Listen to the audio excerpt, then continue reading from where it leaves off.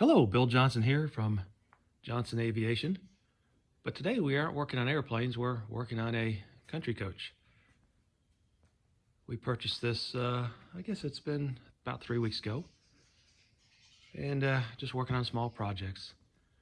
You'll see my wife bought a carpet cleaner with a detachable hose to work on cleaning the inside. But today we're going to work in the bathroom. There's a couple of projects we want to do in that area. Quick projects, they should be pretty easy. I'll give you a little tour here as we walk through. You can see several of the mood lights are burned out, but that's a pretty easy fix, and we'll get to that. You have a front desk here and one of the jackknife couches. The kitchen table will slide out to give you plenty of room in the booth. So it's a very large kitchen table and galley area. Now this floor plan really features a side hallway, and we like that a lot because you can use the bathroom, close the door, close it off. There's the shower. Well, I'm here, let me show you the projects we're going to do today. So in the shower, the light was intermittent. So I started to troubleshoot. It was a very easy thing to figure out why.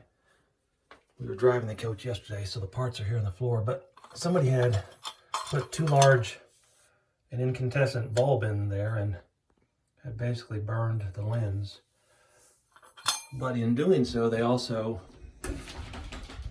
cracked the, I don't know if you can see that, but the bulb base is cracked and broken. And so that's why the light was intermittent. If you wiggled it, it would work. But you have to be careful you put the right size bulbs in these lights, particularly if they are the incandescent type. Today we're going to tackle that and the toilet. As Mike Rowe on his show said, that's a pretty dirty job down here, but we're going to jump on it. It's a Micro 4 toilet in the Prevost coach here. Very reliable toilets with a electric flush mechanism and a cam unit that turns and opens up that flapper valve.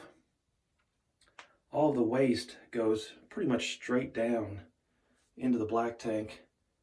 So I think there's a couple of features of that toilet that I like. And by the way, we bought a new toilet lid as well. Is that first, it's very difficult to plug it up because it does just drop straight down in the waste tank. And second, it's very quiet. I think the men out there could probably sympathize with me and when I say I got to get up a couple of times a night. So it's very quiet and I don't wake up the wife and everybody else. But quickly complete the tour. Got a little sticky strip down there to catch bugs and spiders, but they're staying pretty clean. So we had one mouse that got in, but I took care of him pretty quickly. Oops, I'm in the mirror. I didn't want to be on a video. So that's a view of the coach. A lot of storage space above and cubbies everywhere. This opens up to the bathroom. I didn't show you the washer dryer, but it's here. You can access it from the bathroom. And I still need to test that and work on that. So anyway, I like the side hall. For me, somebody can be in the bathroom and yet you can still get to the bedroom. I guess you could consider it wasted space, but I kind of like it and it works good for us. So that's just a quick overview of the coach, a couple of quick bathroom projects today. And I'll keep you posted as we go through fixing those items. Okay, here's the replacement light. It's of the same design, different brand, but they're probably all made by the same factory. You'll see in this case, It's a Marine City LED dome light, so we won't have to worry about the incandescent bulbs anymore.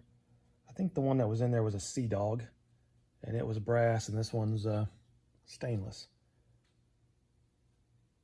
Now, one thing I noticed right away is that the one in the coach had soldered wires onto this switch. I've already cut the wire, but this came with just a plug that goes on there. But it's very loose and it's not going to stay there. So clearly not a good way to do it. So I have stripped that wire. I will strip the other wire and we will solder the wires to the switch and then use a little piece of heat shrink over that as well. Okay, we've soldered the connections. I've put the heat shrink over the bottom one, and I'll slide the heat shrink over the top one here.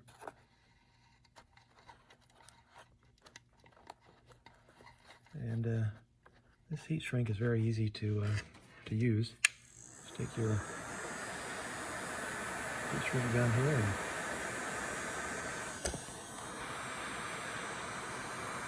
it just shrinks right up on there. Okay, and that's all there is to it. So now we will go and we will mount this in the bathroom and make sure it works. Now the heat shrink is complete, and I've stripped these wires. Before going into the coach, I wanted to show you how I'm going to connect the wires in the coach with these splices and a special crimping tool. I have a variety of these, mostly for aircraft, so it's good to have those handy. I try to do this one-handed so you can watch. I'm not trying to make these videos for any other reason than to help others, so they may not always be the perfect quality, but well, let's see here. Let me put this phone down for just a second.